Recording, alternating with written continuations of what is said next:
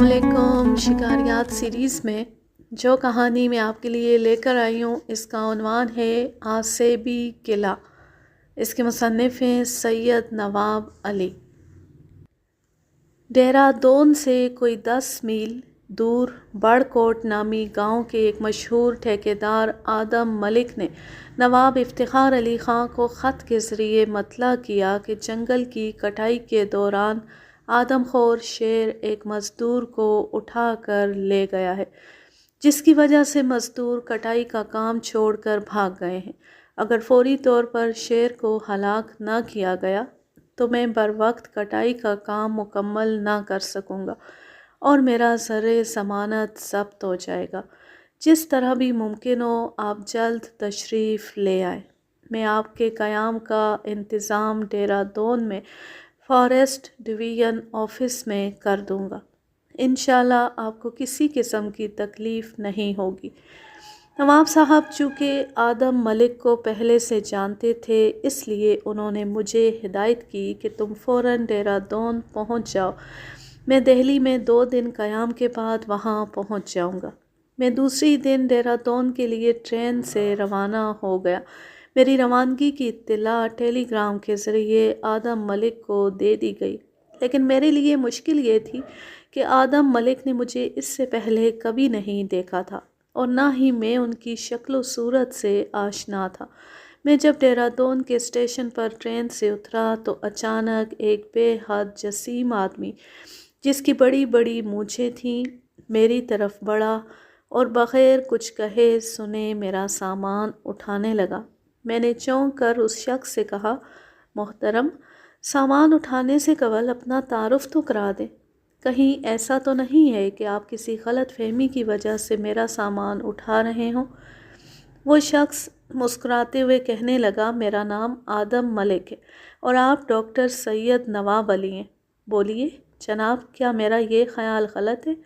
मैंने उन्हें ताज्जुब से देखते हुए कहा, आपने जो कुछ कहा है वो तो बिल्कुल सही है, लेकिन ये बताएं कि आपने मुझे कैसे पहचान लिया?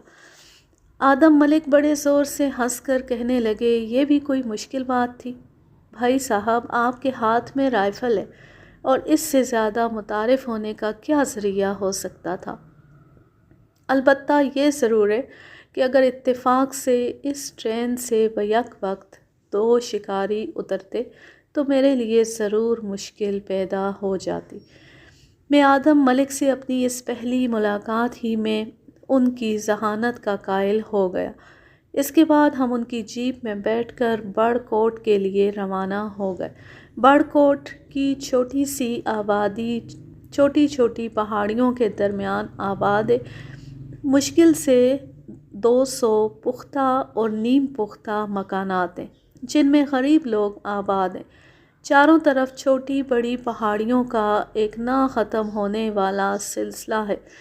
दरमियान में सरसब्ज़ व शादाब खेत और पहाड़ियों के चारों तरफ चीड़ और साल के आसमान से बातें करते हुए दरख्तों का घना जंगल है। आदम मलिक की ज़ुबानी शेर का पूरा वाक़या सुनने के बाद मुझे अंदाज़ा हुआ कि शेर पहले से आदमखोर ना था, बल्कि उसने घबरा कर हमला किया था। चूँकि शेर को देखकर मज़दूरों ने अचानक शोर मचाना शुरू कर दिया था। आदम मलिक ने यह भी बताया कि जिस मज़दूर को शेर उठाकर ले गया है, उस बेवकूफ़ ने अपनी बहादुरी दिखाने के लिए शेर पर कुल्हाड़ी से हमला करने की कोशिश की थी, जिस पर शेर ग़ज़बनाक हो गया और उसे मुंह में दबाकर जंगल में ले गया। ये सब मालूमात हासिल करने के बाद मैं आदम मलिक के एक मुलाजिम को साथ लेकर उस तरफ रवाना हो गया जिस तरफ शेर गया था। हम पहाड़ियों से गुज़रकर घने जंगल में पहुंच गए, लेकिन हमें शेर की मौजूदगी के कहीं आसार दिखाई ना दिए। हमारे लिए मुश्किल ये थी कि इस पूरे इलाके की ज़मीन ऐसी थी कि जिस पर शेर या किसी दरिंदे के पंजों के निशानात नहीं बन सकते थे। इसलिए हम शेर की तलाश में उसके जाने की सही सिमत का तयन नहीं कर पा रहे थे। ऊंचे नीचे रास्तों पर मुसलसल चलने के बायस हम दोनों बुरी तरह थक गए थे। ساتھ میں آنے والا شخص مجھ سے بار بار پوچھتا کہ واپسی کا کب ارادہ ہے۔ ہم اب آبادی سے 10 میل دور آ چکے ہیں۔ آخر میں اس کی اور اپنی حالت دیکھتے ہوئے واپسی کا ارادہ کر لیا اور آبادی کی طرف روانہ ہو گئے۔ اور جب آبادی میں پہنچے تو آدم ملک کو بے حد پریشان پایا۔ وہ ہمیں دیکھتے ہی کہنے لگا، سید صاحب، آپ کو اس طرح جنگل میں نہیں جانا چاہیے تھا۔ میں تو یہ سمجھا تھا کہ آپ کچھ دور جا کر واپس آ جائیں گے۔ آپ نے تو کمال ہی کر دیا۔ میں سامنے والی پہاڑی تک آپ کی تلاش میں گیا تھا، لیکن جب آپ کہیں دکھائی نہیں دیے تو میں پریشان ہو کر واپس آ گیا اور اس وقت سے آپ کا بے چینی سے منتظر تھا۔ میں نے کہا، ملک صاحب، آپ میرے لیے پریشان نہ ہوں۔ ہم شکاری لوگ اپنی دھن میں مگن رہتے ہیں اور خطرات میں گر کر ایک خاص قسم کی کیفیت محسوس کرتے ہیں۔ آدم ملک میری یہ بات سن کر خاموش ہو گئے۔ دوسرے دن جب میں نے اس شخص سے ساتھ چلنے کے لیے کہا جو میرے ساتھ جا سکتا تھا، تو اس نے صاف کہہ دیا کہ میرے بس کی بات نہیں ہے کہ میں آپ کے ساتھ مارا مارا پھروں۔ میں نے آدم ملک کے ایک ہندو ملازم رام داس کو ہمراہ لیا اور جنگل کی طرف روانہ ہو گیا۔ رام داس بڑا ہنسمکھ انسان تھا۔ راستے بھر مجھے لطیفے سنا سنا کر ہنساتا رہا اور ہمیں راستے کی خرابیوں کا ذرا سا بھی احساس نہیں ہوا۔ ہم اس روز مشرقی حصے کی بجائے جنگل کے مغربی حصے میں داخل ہوئے تھے۔ یہ حصہ بے حد گھنا اور خاصا خطرناک دکھائی دے رہا تھا، لیکن میں کسی خطرے کی پرواہ کیے بغیر آگے بڑھتا رہا۔ ایک جگہ مجھے شیر کے پنجوں کے نشانات دکھائی دیے، جنہیں دیکھ کر مجھے ایسا محسوس ہوا جیسے مجھے کوئی خزانہ مل گیا ہو۔ میں ان نشانات کے سہارے اپنے ساتھی کے ساتھ آگے بڑھتا رہا۔ گھنے جنگل میں بعض ایسے مقامات بھی آئے جہاں ہمیں انتہائی گھنی اور خاردار جھاڑیوں سے گزرنا پڑا، جس کے باعث میرے اور میرے ساتھی کے جسم کانٹوں سے زخمی ہو گئے، لیکن ہم کسی تکلیف کی پرواہ کیے بغیر آگے بڑھتے رہے۔ شیر کے پنجوں کے نشانات مسلسل ایک جانب دور تک چلے گئے تھے۔ ایک جگہ میں نے دیکھا کہ کسی بھاری چیز کے زمین پر رگڑ کے نشانات ہیں۔ میں نے اسے غور سے دیکھا اور یہ یقین ہو گیا کہ یہ مزدور کی لاش کا نشان ہے، لیکن ساتھ ہی تعجب ہو رہا تھا کہ راستے بھر کہیں خون کے دھبے دکھائی نہیں دیے۔ ہم لوگ اور آگے بڑھ گئے۔ میرا ساتھی رام داس ایک جگہ رک کر کہنے لگا، سید صاحب، ہم آبادی سے 12-13 میل دور آ چکے ہیں۔ شام بھی ہونے والی ہے۔ اگر ہم نے اب بھی واپسی کا ارادہ نہ کیا تو واپسی میں ہمیں رات کے وقت جنگل سے گزرنا ہوگا، جو کسی بھی طرح خطرے سے خالی نہیں ہے۔ میں نے اس سے کہا کہ رام داس، بس تھوڑی دور اور چلیں گے۔ میرا دل کہتا ہے کہ ہم جلد ہی شیر کے قریب پہنچ جائیں گے اور انشاءاللہ کامیابی بھی حاصل کر لیں گے۔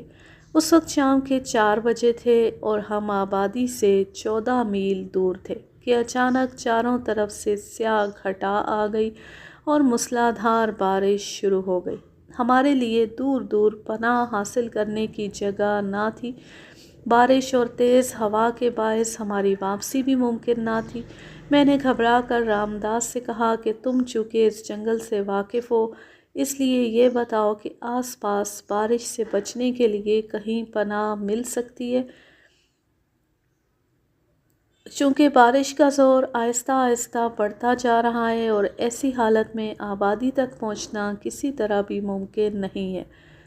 رام داس کہنے لگا، سید صاحب، آپ سے میں نے پہلی واپسی کے لیے کہا تھا، لیکن آپ نے مجھے ایک بیوقوف دیہاتی سمجھ کر میری بات کو کوئی اہمیت نہیں دی۔ یہاں سے 2 میل کے فاصلے پر ایک پرانے قلعے کے کھنڈرات ہیں۔ جس طرح بھی ہو وہاں تک چلے چلے۔ اس قلعے میں بارش سے بچنے کے لیے بیٹھ جائیں گے اور جب بارش رک جائے گی تو واپسی کا ارادہ کریں گے۔ میں یہ سن کر رام داس کے پیچھے پیچھے چلنے لگا۔ ہوا اس قدر تیز تھی کہ ہمیں ایک ایک قدم اٹھانا مشکل ہو رہا تھا۔ اوپر سے بارش کی بڑی بڑی بوندیں ہمارے جسموں سے ٹکرا رہی تھیں، جس کی وجہ سے ہمارا چلنا مصیبت بن کر رہ گیا تھا۔ خدا خدا کر کے ہم لوگ قلعے تک پہنچے۔ ہزاروں برس یہ پرانا قلعہ کیا تھا، کہیں کہیں اس کے صرف آثار باقی تھے۔ چار دیواری غائب ہو چکی تھی۔ 2 کمرے ایسے تھے کہ جن میں بیٹھ کر بارش سے بچا جا سکتا تھا، لیکن ان کمروں کے اندر اونچی اونچی گھاس کھڑی تھی اور ان کی چھتیں نصف سے زیادہ منہدم ہو چکی تھیں۔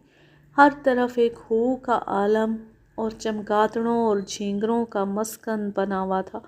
رام داس نے ایک جگہ سے جلدی جلدی گھاس اکھاڑ کر اتنی جگہ بنائی جس پر ہم لوگ بیٹھ گئے۔ آہستہ آہستہ سردی کی شدت میں اضافہ ہوتا جا رہا تھا۔ بارش رکنے کا نام تک نہیں لے رہی تھی۔ میں نے اور رام داس نے اپنی اپنی قمیضیں نچوڑ کر دیوار پر پھیلا دیں تاکہ ان کا پانی خشک ہو جائے، جس کے باعث ہمارے لیے سردی ناقابل برداشت ہوتی جا رہی تھی۔ میں نے رام داس سے کہا کہ اگر کہیں سے سوکھی لکڑیاں مل جائیں تو آگ روشن کر کے خود کو سردی سے بچایا جا سکتا ہے۔ رام داس فوراً اپنی جگہ سے اٹھا اور آس پاس سوکھی ہوئی لکڑیاں تلاش کرنے لگا، لیکن بارش کے باعث اسے کہیں سوکھی لکڑیاں نہیں ملیں۔ وہ اس طرف سے نا امید ہو کر کہنے لگا، سید صاحب، اس کمرے میں تو ایک بھی لکڑی سوکھی نہیں ہے، سب بارش سے بھیگ چکی ہے۔ میں برابر والے کمرے میں جا کر تلاش کرتا ہوں۔ وہ میری ٹارچ لے کر دوسرے کمرے میں چلا گیا۔ کچھ دیر بعد دوسرے کمرے سے ایسی آواز آئی جیسے کوئی کھڑکی یا کواڑ اکھاڑنے کی کوشش کرتا ہے۔ یہ آواز سن کر میں نے سوچا رام داس کوئی کھڑکی جلانے کے لیے توڑ رہا ہے، لیکن کچھ ہی دیر بعد اس کی ایک زوردار چیخ سنائی دی، جسے سن کر میں یہ سمجھا کہ رام داس کو سانپ یا بچھو نے ڈس لیا ہے۔ میں نے جلدی سے رائفل اٹھائی اور تیز تیز قدم اٹھاتا ہوا اس کمرے میں داخل ہوا۔ کمرے میں گھپ اندھیرے کے باعث مجھے کچھ دکھائی نہیں دے رہا تھا، صرف میری ٹارچ روشن تھی جو زمین پر ایک طرف پڑی ہوئی تھی، جس کی روشنی کے سہارے میں آگے بڑھا۔ اچانک میرے پیروں کو رام داس کا جسم لگا، جس سے مجھے اندازہ ہوا کہ رام داس زمین پر پڑا ہوا ہے۔ میں نے احتیاط کے ساتھ آگے بڑھ کر ٹارچ زمین سے اٹھا لی اور اس کی روشنی میں رام داس کو دیکھا۔ وہ بالکل بے خبر آنکھیں بند کیے پڑا ہوا تھا۔ میں نے گھبرا کر اس کے جسم کو ہاتھ لگا کر دیکھا اور یہ محسوس کر کے کہ اس کا جسم بالکل سرد ہو چکا ہے، مجھ پر سکتہ طاری ہو گیا۔ میں نے گھبرا کر اپنی ٹارچ کی روشنی کے ذریعے رام داس کے آس پاس کی زمین کا جائزہ لیا تاکہ اگر سانپ یا بچھو ہو تو اسے پہلے ہلاک کر دیا جائے اور بعد میں رام داس کو دوسرے کمرے میں لے جانے کی کوشش کی جائے، لیکن وہاں دور دور تک کچھ نہ تھا۔ ابھی میں رام داس کو وہاں سے اٹھانے کی کوشش کر ہی رہا تھا کہ اچانک ایک طرف سے پھڑ پھڑاہٹ کی سی آواز آئی۔ میں نے گھبرا کر اس طرف ٹارچ کی روشنی ڈالی۔ اف خدایا! میرے سامنے اس قدر خوفناک منظر تھا جسے دیکھ کر میرا پورا جسم خوف سے کانپنے لگا۔ میرے سامنے ایک دیو قامت آدمی کھڑا ہوا تھا جس کے سر کے بال اس کی کمر تک لٹکے ہوئے تھے۔ لمبی سفید داڑھی ہوا میں لہرا رہی تھی، بڑے بڑے دانت منہ سے باہر نکلے ہوئے تھے، سرخ آنکھیں خوفناک انداز میں مجھے گھور رہی تھیں۔ دیو جیسے جسم پر لباس نام کی کوئی چیز نہ تھی، صرف اس کی ناف کے نیچے ایک پتا سا بندھا ہوا تھا۔ گلے میں پڑے ہوئے ہار کے موتی ٹارچ کی روشنی میں چمک رہے تھے۔ اس نے اپنے لمبے لمبے ناخنوں والے ہاتھ اچانک میری طرف بڑھا دیے۔ میں گھبرا کر جلدی سے ذرا پیچھے ہٹا، لیکن فوراً ہی مجھے احساس ہو گیا کہ میرا ایک پیر رام داس کے پیٹ پر رکھا گیا ہے۔ میں گھبرا کر ذرا آگے بڑھا۔ اس دیو قامت بلا نے مجھے آگے بڑھتا دیکھا تو بڑے زور سے ہنستے ہوئے اپنے دونوں ہاتھ ذرا اور آگے بڑھا دیے، جنہیں دیکھ کر مجھے اپنی موت کا یقین ہو گیا۔ لیکن انسان اپنی جان بچانے کے لیے آخری سانس تک جد و جہد کرتا ہے، سو میں بھی اسی عالم میں مبتلا تھا۔ میں نے ایک طرف ہو کر الٹے پیروں پیچھے ہٹنا شروع کر دیا۔ اچانک اس شخص نے بڑے زور سے اپنے سر کو جھٹکا دیا، جس سے اس کے سر کے بال اس کے چہرے پر آ گئے اور وہ اور بھی زیادہ خوفناک دکھائی دینے لگا۔ اسے دیکھ کر میرے ہاتھوں سے ٹارچ اور رائفل چھوٹی جا رہی تھی، لیکن چونکہ مجھے یہ احساس تھا کہ جان بچانے کے لیے یہی دو چیزیں اس وقت میرے لیے آخری سہارا ہیں، اس لیے جب بھی یہ دونوں چیزیں ہاتھوں سے چھوٹ کر گرنے لگتیں تو میں اپنے ہاتھوں کی گرفت مضبوط کر لیتا۔ وہ شخص آہستہ آہستہ ذرا پیچھے ہٹنے لگا اور فوراً ہی تیز تیز قدم اٹھا کر دوبارہ میری طرف بڑھا۔ اس وقت میرے دماغ میں سوچنے یا کوئی فیصلہ کرنے کی بالکل طاقت نہیں رہی تھی۔ اسی عالم میں کتنا وقت گزرا مجھے اس کی بھی خبر نہ تھی۔ دل اس قدر زور زور سے دھڑک رہا تھا کہ اس کے دھڑکنے کی آواز میرے کانوں تک آ رہی تھی۔ ایسا محسوس ہو رہا تھا کہ چند سیکنڈز میں یہ دیو نما بلّہ رام داس کی طرح مجھے بھی ہلاک کر دے گا۔ مجھے ملک الموت اپنے سر پر منڈلاتے ہوئے محسوس ہو رہے تھے۔ میں نے دل میں سوچا کہ مجھے آج مرنا تو ہے، کیوں نہ کچھ کر کے مرا جائے۔ یہ خیال آتی میں نے پوری قوت لگا کر اپنی رائفل کو ایک ہاتھ سے اٹھا کر کندھے سے لگایا اور دوسرے ہاتھ سے ٹارچ کی روشنی اس ڈریکولا نما بلا پر ڈال دی اور آنکھ جھپکتے ہی پے در پے 2 فائر کر دیے۔ لیکن میں یہ دیکھ کر سکتے میں آ گیا کہ فائر ہوتی وہ دیو قامت غائب ہو گیا اور وہاں دھوئیں کی ایک لکیر سی ہوا میں لہراتی ہوئی دکھائی دینے لگی، جسے دیکھ کر مجھے یقین ہو گیا کہ جس پر میں نے فائر کیے ہیں وہ انسان نہیں بلکہ کسی کی بدروح تھی۔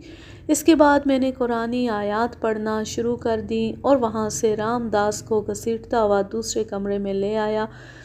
رام داس کا پورا جسم برف کی مانند ٹھنڈا تھا، البتہ وہ رک رک کر سانس لے رہا تھا۔ اس کی گردن سے خون رس رہا تھا۔ میں نے قمیص پھاڑ کر اس کی گردن پر لپیٹ دی اور اسے ہوش میں لانے کی کوشش کرنے لگا۔ بمشکل تمام رام داس ہوش میں آیا اور اس نے مجھے آنکھیں پھاڑ پھاڑ کر دیکھنا شروع کیا۔ میں نے اسے تسلی دے کر یہ یقین دلایا کہ اب تمہارے لیے کسی قسم کا کوئی خطرہ نہیں ہے۔ میں نے اس دیو قامت شخص کو جس پر تم نے حملہ کیا تھا ہلاک کر دیا ہے۔ رام داس بھررائی ہوئی آواز میں کہنے لگا، سید صاحب، وہ انسان نہ تھا جسے آپ ہلاک کر سکتے تھے، وہ تو ہمارے گاؤں کے بڑے مندر کے پجاری کی روح تھی جو بھٹکی پھرتی ہے۔ سید صاحب، شاید آپ کو اس کا قصہ نہیں معلوم۔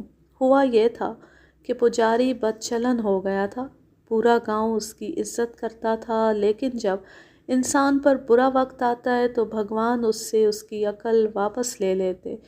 یہی اس پجاری کے ساتھ بھی ہوا۔ اچھا بھلا مندر میں رہتا تھا، لوگوں کو بھجن کا پاٹھ سناتا، لوگ اس کو قدر کی نگاہ سے دیکھتے۔ لیکن ایک رات اس کمبخت نے رات گئے مندر میں ایک بیوہ کو پکڑ کر اس کی عزت لوٹ لی۔ بیوہ روتی پیٹتی گاؤں کے پردھان کے پاس پہنچی اور اس نے سارا حال کہہ سنایا، لیکن پردھان کو اس کی بات کا یقین نہ آیا۔ وہ بیچاری روتی پیٹتی اپنے گھر واپس آ گئی۔ اس کے بیٹے نے جب ماں کی زبانی پجاری کے کرتوت سنے تو اس کے سر پر خون سوار ہو گیا اور وہ بڑی خاموشی کے ساتھ کلہاڑی اٹھا کر گھر سے نکل گیا اور رات کے اندھیرے میں سوئے ہوئے پجاری کو کلہاڑی سے حملہ کر کے ٹکڑے ٹکڑے کر دیا اور گھر واپس آ گیا۔ صبح ہوتی پورے گاؤں میں تہلکہ مچ گیا۔ پردھان کو چونکہ بیوہ کے واقعے کی خبر تھی، اس لیے اس نے پولیس کو قاتل کا نام بتا دیا۔ بیوہ کے لڑکے اوم پرکاش کو پولیس نے گرفتار کر لیا۔ اس کے خلاف قتل کا مقدمہ چلا اور اسے عمر قید کی سزا سنا دی گئی۔ اس واقعے کے بعد سے پجاری کی آتما بھٹکتی پھرتی ہے۔ میں نے اسے پہلی نظر میں ہی پہچان لیا تھا۔ پجاری کی آتما صرف ہمارے لوگوں، ہمارے گاؤں کے لوگوں کی دشمن ہے۔ اس واقعے سے قبل بھی ایک شخص کو جنگل میں اس نے شدید زخمی کر دیا تھا۔ مجھے تو آپ نے مرنے سے بچا لیا، اگر میں یہاں تنہا ہوتا تو وہ مجھے کبھی زندہ نہ چھوڑتی۔ میں نے جب رام داس کو بتایا کہ ہمارے قرآن پاک کی آیات میں یہ خوبی ہے کہ ان کے پڑھنے سے بڑے بڑے خطرات ٹل جاتے ہیں، تو رام داس کہنے لگا، سید صاحب کیا میں بھی قرآن کی آیات پڑھ سکتا ہوں؟ میں نے کہا تم پڑھ تو سکتے ہو، لیکن مسلمان ہوئے بغیر قرآن سے فائدہ نہیں اٹھا سکتے۔ وہ کہنے لگا، سید صاحب میں مسلمان ضرور ہو جاتا، لیکن گاؤں کے لوگ مجھے زندہ نہیں چھوڑیں گے۔ میں اس کی یہ بات سن کر خاموش ہو گیا۔ باتوں ہی باتوں میں صبح ہو گئی اور میں وہاں سے رام داس کو ساتھ لے کر خدا کا شکر ادا کرتا ہوا آبادی کی طرف روانہ ہو گیا۔ راستے بھر رام داس مجھے پجاری کی روح کے واقعات سناتا رہا، اور جب ہم آبادی میں پہنچے تو وہاں نواب افتخار علی خان اور آدم ملک کو بے حد پریشان پایا۔ آدم ملک نے بتایا، نواب صاحب آپ کے جاتی تشریف لے آئے تھے اور آپ کے واپس نہ آنے کی وجہ سے تمام رات ٹہل ٹہل کر گزاری ہے۔ میں اور نواب صاحب شدید پریشان تھے، نہ جانے کیسے کیسے خیال آ رہے تھے۔ نواب صاحب بھی خاصے ناراض دکھائی دے رہے تھے، لیکن جب میں نے گزرے ہوئے واقعات کی تفصیلات بیان کیں تو آدم ملک اور نواب صاحب کسی طرح یقین کرنے پر تیار نہ تھے۔ میں نے رام داس کی گردن کے زخم دکھائے تو وہ یقین کرنے پر مجبور ہو گئے۔ اس کے بعد میں نے نواب صاحب کو شعر کے متعلق تفصیل سے بتایا اور دوسرے دن شیرنی کی تلاش میں جانے کا پروگرام بنا لیا گیا۔ صبح سویرے نواب افتخار علی، میں اور آدم ملک اس طرف روانہ ہو گئے جس طرف شیر گیا تھا، اور میں نے اس کے پنجوں کے نشانات دیکھے تھے۔ جنگل میں داخل ہوتی آدم ملک خوفزدہ ہو گئے اور گھبرا کر کہنے لگے، اب مجھے احساس ہو رہا ہے کہ آپ لوگ کس قدر نڈر اور بہادر ہیں کہ ایسے خوفناک جنگل میں کتنے استقلال اور سکون کے ساتھ آگے بڑھتے جا رہے ہیں۔ میری تو جنگل کی اس ہیبت سے جان نکلی جا رہی ہے۔ میں نے کہا، آدم ملک صاحب، ٹھیکیداری کرنے اور درندوں کا شکار کھیلنے میں زمین و آسمان کا فرق ہے۔ آپ تو صرف جنگل کی ہیبت سے پریشان اور خوفزدہ ہو گئے، اور ہم لوگ اپنی جان خطرے میں ڈال کر ایک خاص قسم کی کیفیت محسوس کرتے ہیں۔ آپ اگر ہمارے ساتھ آنے کا تکلف نہ کرتے تو بہتر تھا۔ بہرحال اب تو واپسی ممکن نہیں ہے، چونکہ آپ تنہا واپس نہیں جا سکیں گے۔ آپ اطمینان رکھیں، خطرے کی کوئی بات نہیں ہے۔ اگر کوئی خطرہ ہوگا بھی تو ہم آپ پر آنچ بھی نہیں آنے دیں گے۔ نواب صاحب ہنس کر بولے، نواب علی، آدم ملک بہت بہادر آدمی ہیں، انہیں کاہے کو تسلی دے رہے ہو؟ انہوں نے تو بڑے بڑے خطرناک جنگل کٹوائے ہیں، بھلا یہ کسی خطرناک بات سے کاہے کو خوفزدہ ہوں گے؟ میں نواب صاحب کی یہ بات سن کر سمجھ گیا کہ آدم ملک کو دوسرے انداز سے تسلی دے رہے ہیں۔ ہم کوئی 3 میل جنگل کے اندر گئے تھے کہ اچانک ایک طرف سے پاڑے کے بولنے کی آواز آئی، جس کے بولنے کا انداز بتا رہا تھا کہ وہ اپنے ساتھیوں کو کسی خطرے سے آگاہ کر رہا ہے۔ ہم فوراً اس جانب مڑ گئے۔ کوئی 50 قدم چلے ہوں گے کہ اچانک ایک جھاڑی سے شیر کے غرانے کی آواز سنائی دی۔ نواب صاحب نے اپنے مخصوص اشارے کے ذریعے ہدایت کی کہ فوراً جس طرح ممکن ہو کسی درخت پر چڑھ جاؤ۔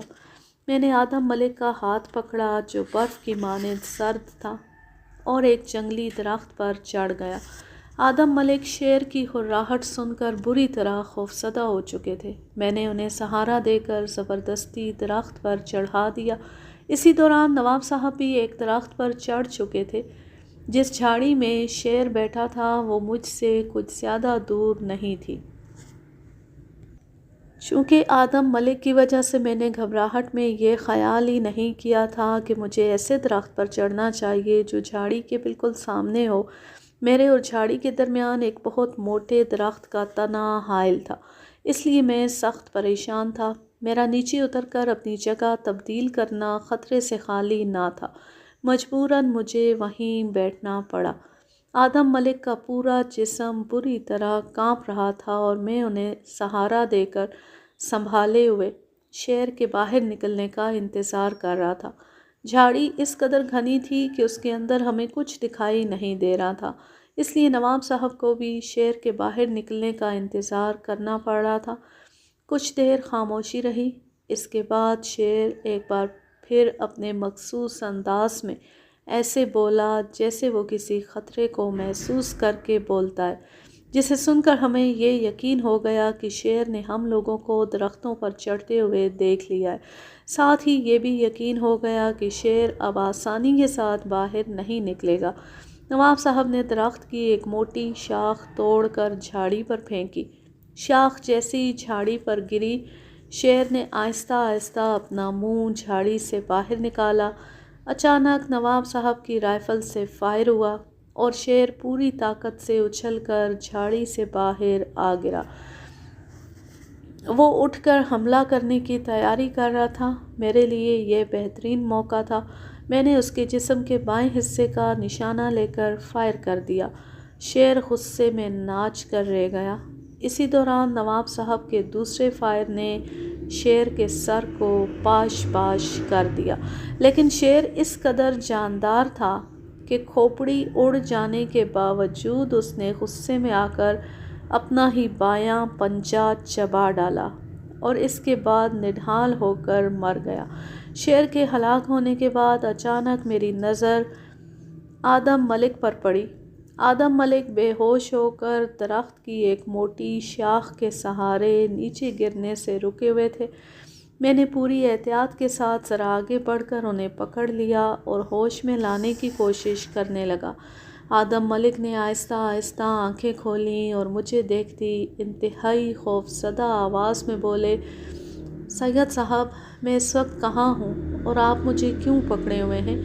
मैंने उन्हें तसल्ली देकर बड़ी मुश्किल से नीचे उतारा और नवाब साहब ने जब उनकी हालत देखी तो वो बड़े ज़ोर से हंस कर कहने लगे, आदम मलिक, उस तरफ देखो, शेर मरा पड़ा है। आदम मलिक ने शेर पर एक नज़र डाली और अचानक ज़मीन पर सजदा करके कहने लगे, खुदा का लाख लाख शुक्र है कि हम तीनों की जान बच गई और शेर को हलाक कर दिया गया। इसके बाद हम तीनों शेर को छोड़कर आबादी में आ गए और वहाँ से कुछ लोगों के ज़रिए शेर को उठा लिया गया और उसकी खाल उतरवा कर महफूज कर ली। आदम मलिक को चूँकि आबादी में पहुँचती तेज़ बुखार हो गया था, इसलिए हमें 2-3 दिन उनके मकान पर क़याम करना पड़ा। तीसरे दिन हम शेर की खाल साथ लेकर मालीर कोटला के लिए रवाना हो गए। इस कहानी का माखज़ है आदमखोर इंसान। रावी हैं सैयद नवाब अली। तहरीर है कमर नकवी अमरोही, सन 1984। अब मैं लेती हूँ आपसे इजाज़त। जहाँ रहें खुश रहें, शादो आबाद रहें, हंसते मुस्कुराते रहें। अल्लाह हाफिज़, अल्लाह निगहबान।